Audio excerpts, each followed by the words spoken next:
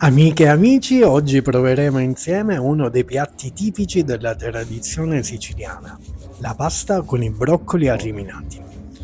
Nel dialetto siciliano arriminati vuol dire mescolati. Infatti i broccoli verranno mescolati in padella insieme alla pasta.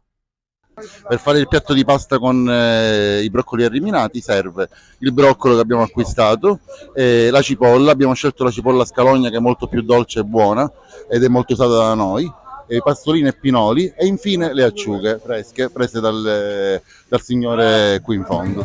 E a questo punto non manca niente, possiamo andare a preparare il nostro meraviglioso piatto di Piatto pasta. della tradizione siciliana, broccoli in tegame. Quindi abbiamo una serie di ingredienti, tra i più importanti rappresentati nel piatto, il broccolo, un antiossidante per eccellenza, quindi molto importante perché contiene sulforafano, che è quello che noi sentiamo durante, diciamo, la cottura.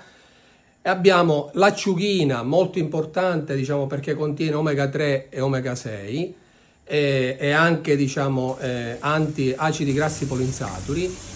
Olio d'oliva, che ovviamente è il nostro, diciamo, alimento per eccellenza della dieta mediterranea, quindi ricchissimo in vitamina E, in antiossidanti e polifenoli. Quindi gustatevi questo piatto completo di muddica turrata, diciamo eccezionale e meraviglioso da gustare.